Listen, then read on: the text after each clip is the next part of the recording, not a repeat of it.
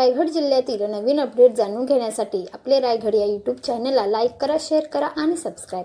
Police station हद्दीमध्ये Karanjadi येथे एका फ्लॅटमध्ये कॉल सेंटर चालू असल्याची माहिती मिळाली होती आपल्याला आणि त्या कॉल सेंटर मधून सर्व नागरिकांना फोन केले जात होते आणि लोन बाबत विचारणा केली जात होती आणि त्यांना जर लोन पाहिजे असेल तर प्रोसेसिंग फी, इन्शुरन्स व इतर फीच्या माध्यमातून त्यांच्याकडून QR कोड द्वारे पैसे मागितले जात होते आणि त्याच्यामध्ये थोडक्यात फसवणूक केली जात होती अशी माहिती आपल्या सिनियर PI पनवेल शहर यांना मिळाली असता आपण त्या ठिकाणी पनवेल शहरची सायबर टीम, त्याच्यानंतर कळंबोलीची सायबर टीम आणि आपलं नवी मुंबईचं सायबर पोलीस स्टेशन आहे, अशा 3 टीम मिळून आपण करंजाडी येथे सेक्टर R4 निलगिरी अपार्टमेंट येथे छापा टाकला असता आपल्याला त्या ठिकाणी 4 इसम मिळून आले.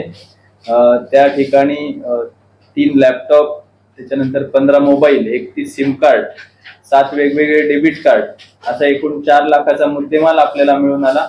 आणि त्या ठिकाणी हे जे काही कॉल सेंटर होतं हे फेक कॉल सेंटर होतं. यांच्याकडे कुठलाही इन्शुरन्स कंपनी, लोनची कुठलीही कंपनी नाही. हे फक्त लोकांना फसवून पैसे काढण्यासाठी हे कॉल सेंटर चालवलं जात होतं. याच्यामध्ये आपण गुन्हा दाखल करून हे 4 आरोपी विजय भंडारी, तुषार पिंगळे, दर्शन उमाशंकर आणि रोहित गौडा यांना आपण अटक केलेली आहे.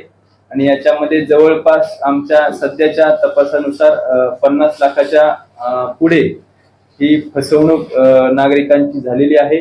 याच्यामध्ये पुढील तपास टीम करत आहे. हे साधारणतः फेब्रुवारी महिन्यापासून चालू असल्याची आम्हाला माहिती आहे.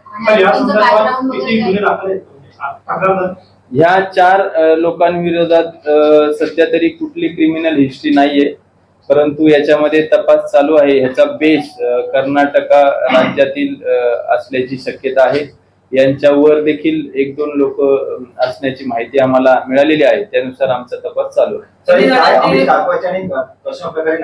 याच्यामध्ये यांच्याकडे थोडक्यात आता यांचं मोडस असं होतं की फेसबुकवर एक लोनचं पेज तयार केलं जायचं. त्याच्यावर नागरिकांना लोन हवे असल्यास या नंबरवर संपर्क करा असा मेसेज दिला जायचा आणि त्याच्यावर जेव्हा नागरिक संपर्क करायचे तर अशा नागरिकांना मग या कॉल सेंटर मधून कॉल केले जायचे, तुम्हाला लोन पाहिजे आहे अशी आम्हाला माहिती मिळाली आहे, मग तुम्ही एवढे मिनिमम डॉक्युमेंट्स आमच्याकडे लागतील आणि तुम्हाला आम्ही लोन करून देऊ. मग 15-20 लाखासाठी त्यांची एक ठराविक फी असायची, ती फी घ्यायची आणि नंतर फोन बंद करून टाकायचा.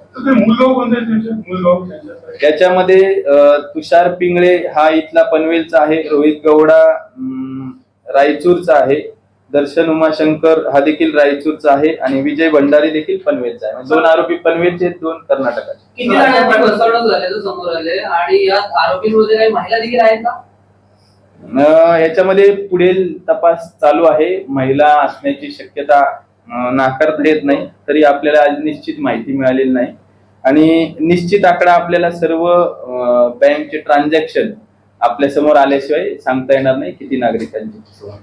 सर, अशा प्रकारची घरं भाड्याने देतात त्या घर मालकांवर कारवाई करा. निश्चितच आम्ही कारवाई करणार आहे. याच्यामध्ये ज्या वेळेस घरं भाड्याने दिली जातात त्यावेळेस महानगरपालिका आणि पोलिसांचं देखील ऑनलाईन त्याचं आपण रजिस्ट्रेशन करणं आवश्यक असतं आणि ते जर त्यांनी केलेलं नसेल तर त्यांच्यावर निश्चितच कारवाई केली जाईल.